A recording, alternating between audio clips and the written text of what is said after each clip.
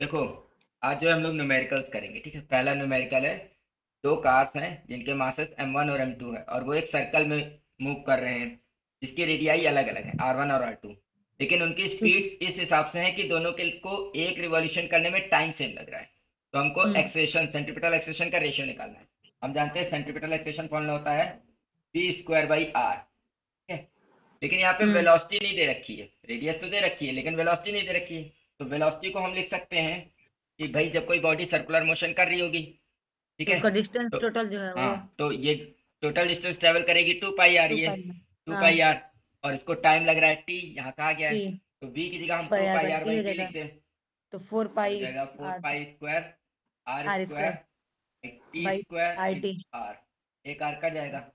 Centripetal acceleration formula बन जाएगा 4 pi square R by T square. अब हम्म। अगर हम दो बॉडीज के लिए सेंट्रीपिटल एक्सेशन का रेशियो ले A1/A2, तो जाहिर सी हम्म। बात है क्योंकि टाइम दोनों में सेम कहा गया है तो वो कट जाएगा। चाहे तो ऐसे भी लिख सकते हो कि 4 पाई स्क्वायर R1 आएगा अपॉन टी स्क्वायर, हाँ। 4 पाई स्क्वायर R2 आएगा अपॉन टी स्क्वायर।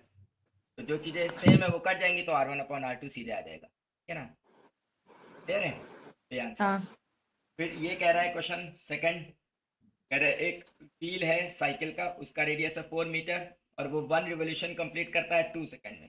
ठीक है, सेम हाँ। वैसे ही क्वेश्चन हो जाएगा जैसे एक क्वेश्चन। हम्म। सेंट्रीपिटल एक्सेशन निकालना है, हो जाएगा। आ, यही फॉर्मूला लगा सकते हैं 4 pi square R by T. 4 pi square R की जगह 4 डिस्टेंस है और टाइम लग रहा है 2 सेकंड, 2 का स्क्वायर 2। 4 पाई स्क्वायर पर सेकंड। आगे देखते हैं। पहला क्वेश्चन ये है तीसरा कि फाइंड करना मतलब देखो, अगर समझो ये बॉडी ऐसे रिवॉल्व कर रही है, इसे हम कोनिकल पेंडुलम भी कहते हैं। याद होगा हम क्या कहते थे? हाँ। कोनिकल कौन पेंडुलम करता है? कहते थे। कल पेंडुलम, कल पेंडुलम कोन के शेप में चल।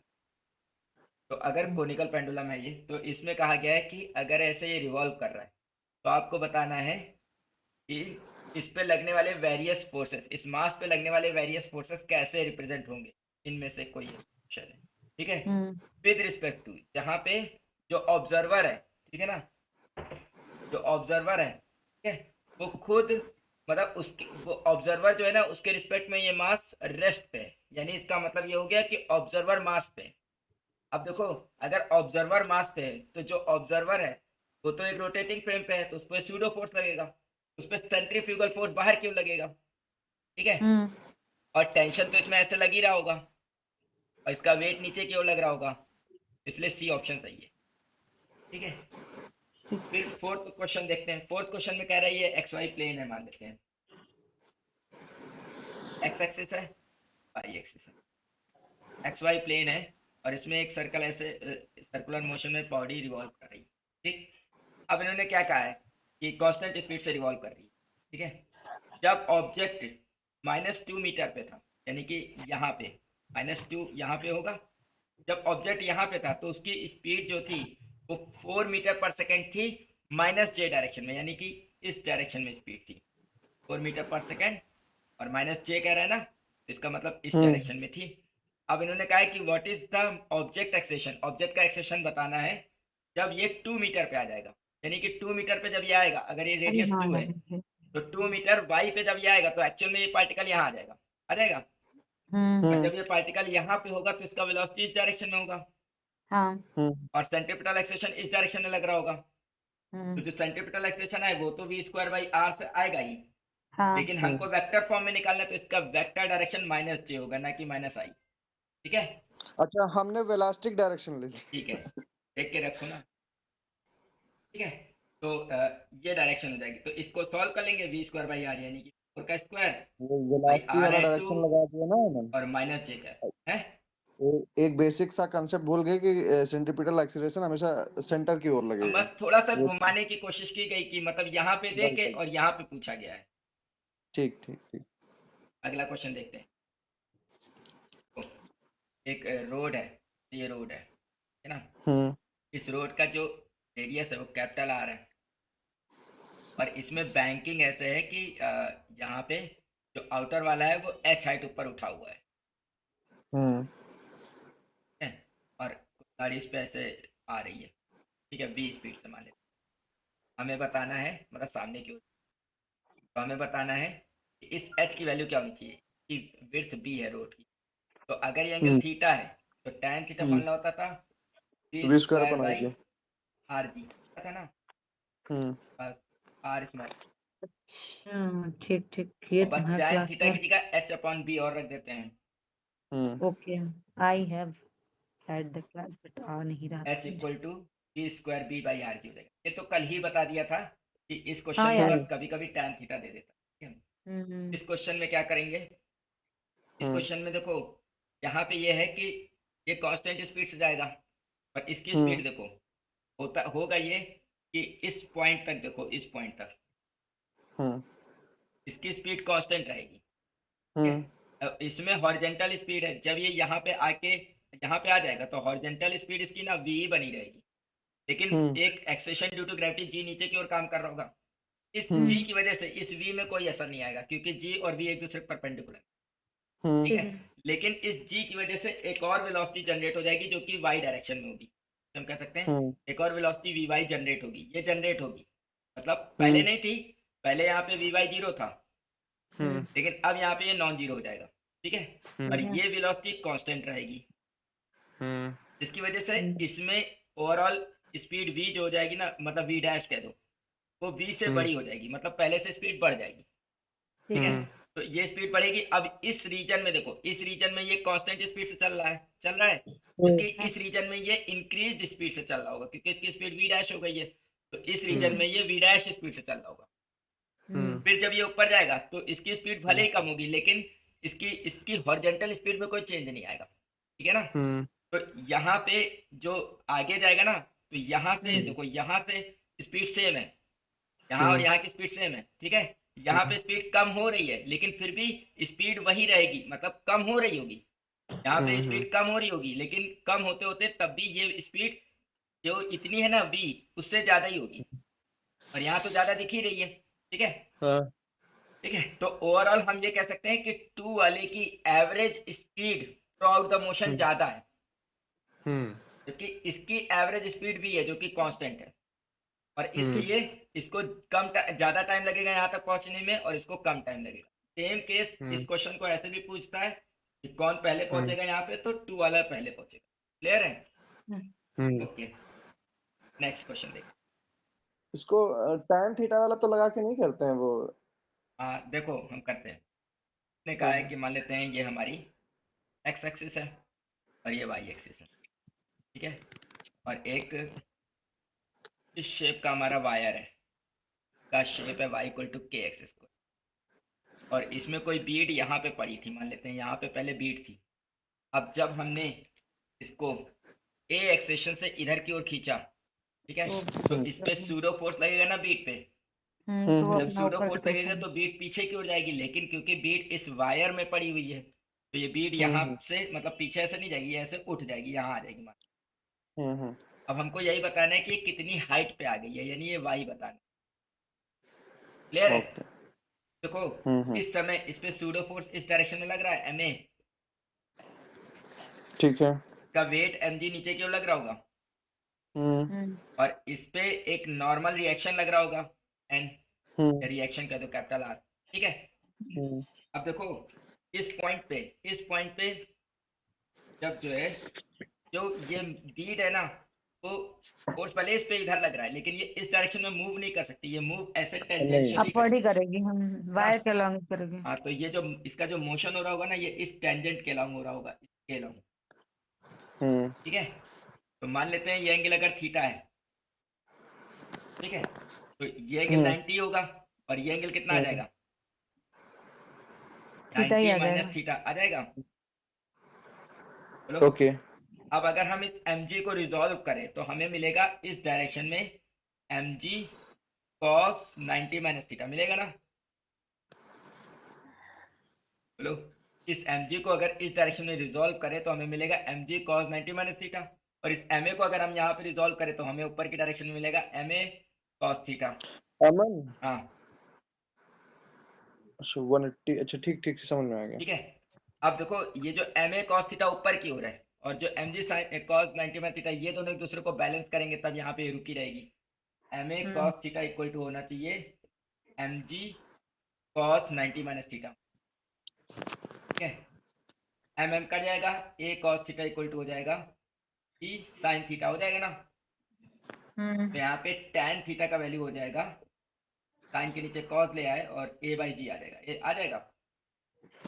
हाँ इक्वेशन यही बन तो गया। मैं बोला, ए अपॉन जी इफेक्टिव होता है tan हाँ थीटा। ठीक है, इससे कोई दिक्कत नहीं। नहीं। अब देखो ये जो हमारा मान लेते हैं थोड़ी देर के लिए कि ये जो टेंजेंट मैंने बनाई है ये एक्स एक्सिस के साथ मान लेते हैं, ये एंगल जो बना रही है ये कितना होगा।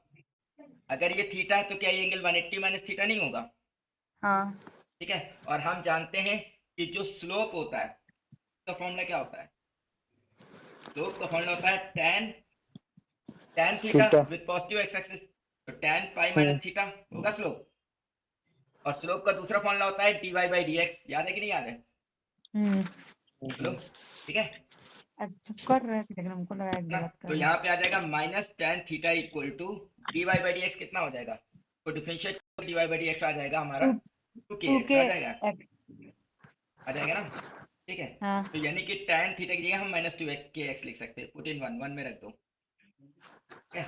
हमें क्या मिलेगा, minus 2kx equal to A by G, जिससे हमें x की वैल्यू मिल जाएगी minus A by K by 2 K ji. 2 kg, ठीक है ना। तो ये x की पोजीशन हो गई। अब देखो x की पोजीशन नेगेटिव आई है और दिख भी रहा है कि ये पीछे की ओर आया है, तो ये x जो होगा ये यहाँ से यहाँ तक ये नेगेटिव ही तो होगा। अब y निकालना है तो y क्या है, के एक्स स्क्वायर है ना, हाँ। तो y हो जाएगा तो k into minus A by 2 kg का स्क्वायर, हो जाएगा y इक्वल टू के ए स्क्वायर आएगा और नीचे के स्क्वायर आएगा, एक के कट जाएगा तो 2 kg स्क्वायर, क्लियर है। ये हो गया y पोजीशन। नेक्स्ट क्वेश्चन देखते हैं। देखो एक क्वेश्चन में कहा गया है कि एक पार्टिकल यूनिफॉर्म सर्कुलर मोशन कर रहा है, यूसीएम कर रहा है, ठीक है। और उस पर जो फोर्स लग रहा है वो सेंट्रल फोर्स है। यहाँ पे नेगेटिव साइन सिर्फ ये दिखा रहा है कि अट्रैक्टिव फोर्स, तो कोई बॉडी Okay. सर्कुलर मोशन कर रही है तो किसी इंस्टेंट पे जो फोर्स लग रहा है वो अट्रैक्शन का फोर्स है। और जब ये रिवॉल्व कर रही होगी इसकी स्पीड भी होगी, और मान लेते हैं इसकी रेडियस आर है, ठीक है। तो इस पर सेंट्रीफ्यूगल फोर्स बाहर क्यों लग रहा होगा, लग रहा होगा, तो ये फोर्स और ये सेंट्रीफ्यूगल फोर्स बराबर होने चाहिए मैग्नीट्यूड वाइज। तो ये है के की पावर के आर की पावर एन, और ये होता है m v square by r. अब यहाँ से सॉल्व करके वेलोसिटी की वैल्यू निकालें तो आ जाएगी के आर की power n plus 1 upon m का रूट आ जाएगा। अब वेलोसिटी की जगह हम लिख सकते हैं 2 पाई बाई टी, क्योंकि अगर इसको कंप्लीट या 2 पाई बाई कैपिटल टी कह दो, स्मॉल टी मैंने लिखा है तो स्मॉल टी कह दो, क्योंकि इसको एक कंप्लीट रिवॉल्यूशन करने में जो टाइम लगे वो टी है। तो ये हो जाएगा देखो ये 2 पाई आर नहीं होगा। हाँ sorry 2 pi r by t, my mistake, 2 pi r by t और के आर की पावर एन प्लस 1। और एक घटा 2 पाई आर अपन, अच्छा वी कर लिख रहे हैं, ठीक है। 2 हाँ। पाई आर बाई टी ही होगा। हाँ, तो यहाँ से टी के लिए अगर फॉर्मूला बनाए तो क्या बनेगा, टी के लिए अगर फॉर्मूला बनाए तो ये आ जाएगा 2 पाई आर, ऐसे ही यहाँ पे आ जाएगा ऊपर एम और नीचे आ जाएगा के आर की पावर एन प्लस 1 आ जाएगा ना। अब सिर्फ हमें टाइम की प्रोपोर्शनैलिटी देखनी है, सब कुछ भूल जाओ। यहाँ आर की पावर 1 है और नीचे आर की पावर एन प्लस 1 बाई 2 है ना। तो रूट का मतलब 1 बाई 2 पावर होती है। हाँ यही ठीक। तो किया हूँ। तो t equal to t proportional to are की पावर डिवाइड में पावर घटा दो तो 1 माइनस एन प्लस 1 बाई 2 कर दो, एलसीएम ले लो। तो टी प्रोपोर्शनल टू आर की power 2 minus N minus 1 by 2 हो जाएगा। T is proportional to are की पावर 1 माइनस एन बाई 2 आ जाएगा, क्लियर है। यहाँ तक किए थे। ठीक है। 1 माइनस एन प्लस 1 की पावर 1 बाई 2। अब देखो इसमें अगर हम स्पेशली पुट कर दें, मतलब एक केस है समझो, अगर मतलब ये आंसर जैसे 4 ऑप्शन दिए गए ना, तो तुम ये केस जो हम बता रहे हैं उसको रख के अगर ये क्वेश्चन नहीं भी कर पा रहे थे तो वेरीफाई कर सकते थे। कैसे, अगर हम पुट कर दें आर एन की जगह -2, तो देखो ये एफ इक्वल टू माइनस के बाई आर स्क्वायर बन जाएगा, बोलो। ठीक है, यानी ये कौन सा फॉर्मूला बना, ये ग्रेविटेशनल फोर्स का फॉर्मूला बना ना, ग्रेविटेशनल फोर्स, ग्रेविटेशनल हम्म, फोर्स। अब यही n की वैल्यू -2 यहाँ रखो तो t is proportional to r की पावर 1 प्लस 2/2 आ जाएगा, यानी t प्रोपोर्शनल टू r की पावर 3/2 आ जाएगा। दोनों तरफ स्क्वायर कर दो तो t square is proportional to r³ आ जाएगा, जो कि केपलर्स थर्ड लॉ है। याद आया? इस तरीके से हम वेरिफिकेशन से भी चेक कर सकते थे कि आंसर सही कौन सा है। लेकिन कभी कभी ऐसा क्वेश्चन दे देते हैं, मतलब ऐसा बना दे देते हैं कि n की वैल्यू तुम -2 रखते तब भी आंसर बन जाता, तो इसलिए अमन कर। अमन हाँ ये वाला केस फिर से बता दो जरा एक बार। देखो, ये फोर्स k की पावर r की पावर n के लिए था।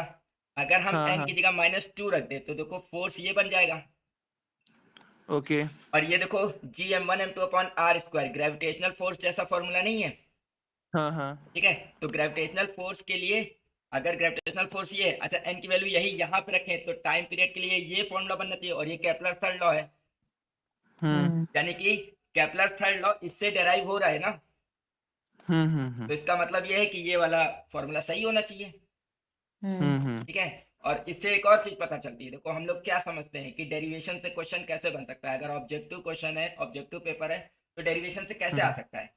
लेकिन एक्चुअल क्या है कि ये क्वेश्चन आपको दिया गया है किसमें, इस चैप्टर में दिया गया है कैपलर्स थर्ड लॉ के डेरिवेशन के बाद, क्योंकि आपने कैपलर्स थर्ड लॉ का डेरिवेशन ऐसे ही करोगे, बस यहाँ पे हम्म के आर की जगह k/r² आ जाएगा, या Gm1m2/r² आ जाएगा। तो डेरिवेशन से भी हम्म क्वेश्चन बनाते हैं, अगर आपने कोई डेरिवेशन पढ़ा तो उससे क्वेश्चन बन जाता है थोड़ा बहुत मॉडिफिकेशन करके। ठीक है, हम्म अगला क्वेश्चन देखते हैं। ठीक, देखो क्वेश्चन है कि एक पार्टिकल परफॉर्म कर रहा है uniform circular motion, attractive force ये लग रहा है, और आपको बताना है कि उसकी टोटल एनर्जी कितनी है।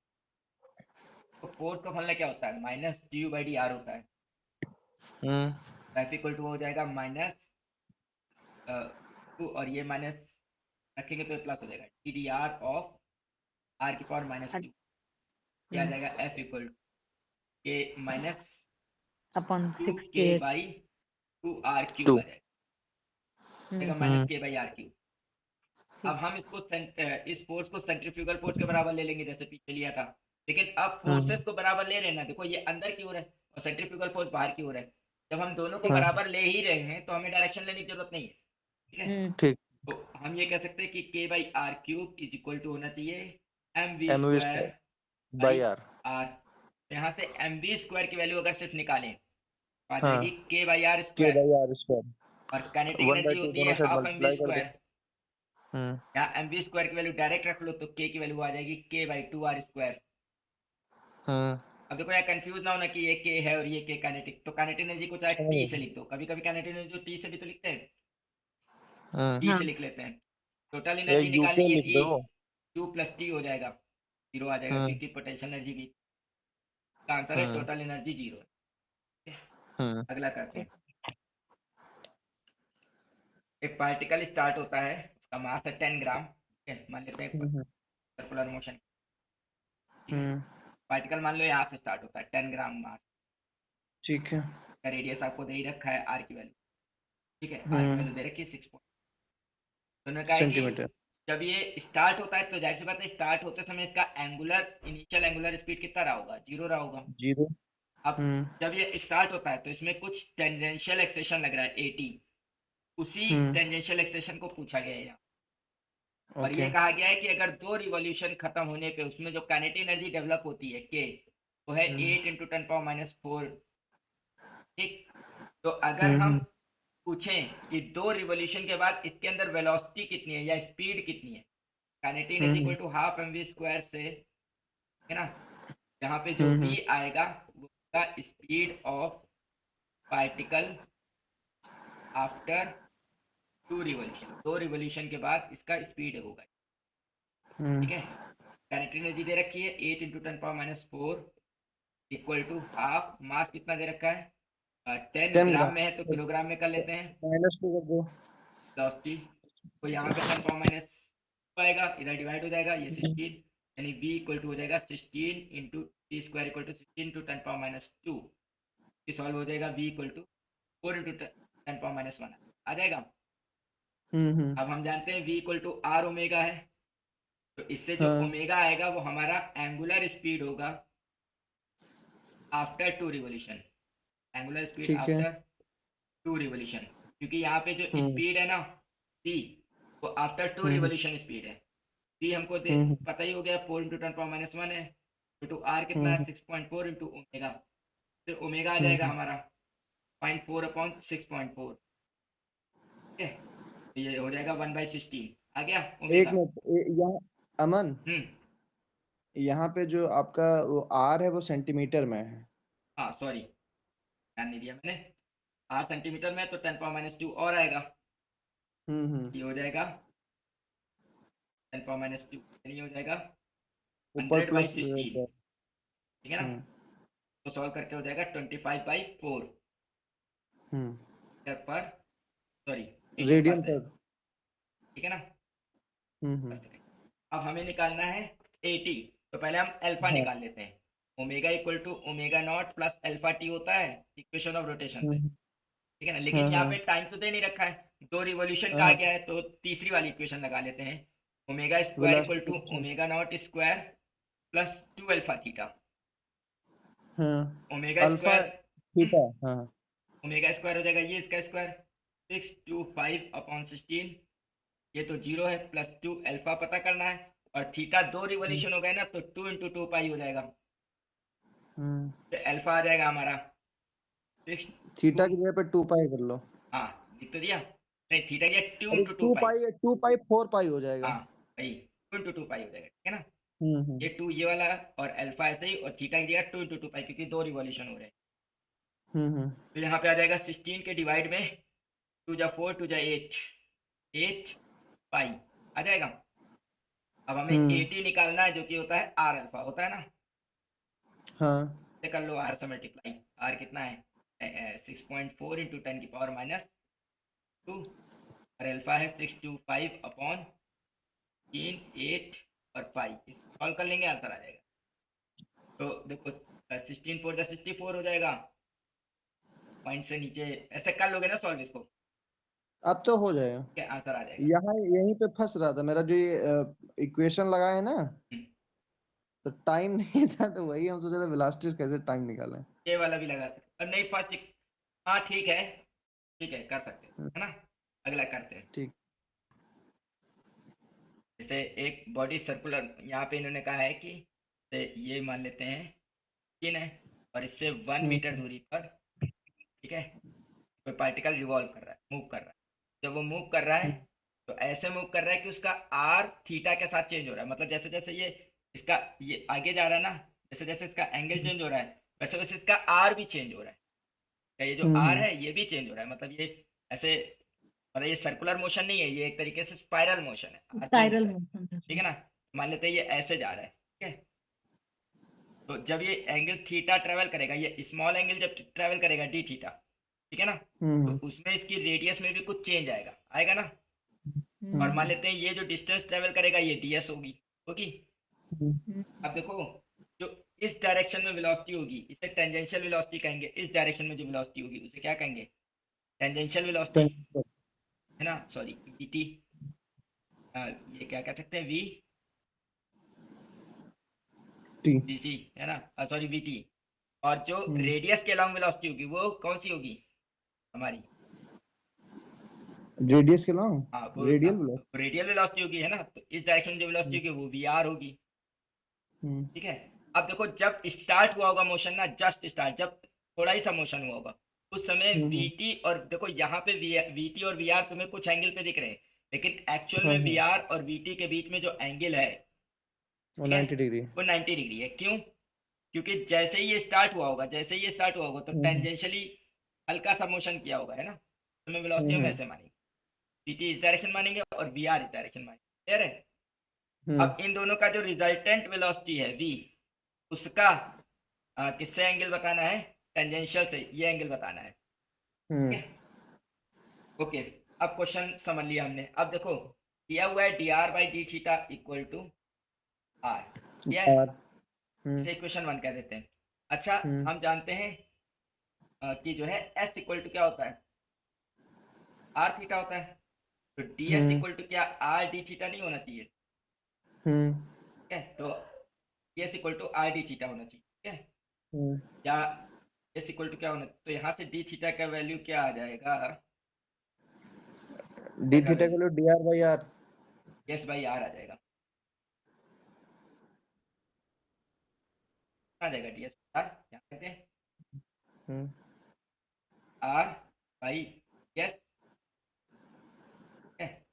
आर बाई डी एस पर आर आ जाएगा इज इक्वल टू आर आ जाएगा, बोलो हम्म ये कट जाएगा, तो D R equal hmm to क्या हो जाएगा, डी एस हो जाएगा, ये और दोनों तरफ डी टी से डिवाइड करा दें, हम्म डिवाइड बाई डी टी, हम्म तो D r by D T यही तो वेलोसिटी अलोंग रेडियल हो गई, हम्म और D S by D T ये टेंजेंशियल वेलोसिटी हो गई। हम्म अब अगर रेडियल वेलोसिटी और टेंजेंशियल वेलोसिटी बराबर हैं तो उनका रिजल्टेंट बिल्कुल 20 से जाएगा, हम्म तो ये एंगल पाई बाई 4 आएगा, क्लियर है, ठीक है, तो बाकी बच्चे क्वेश्चन नेक्स्ट क्लास में कल, आज के लिए हाँ इतना ही, हाँ दो चार क्वेश्चन ग्रुप पे भेज देना। ठीक है।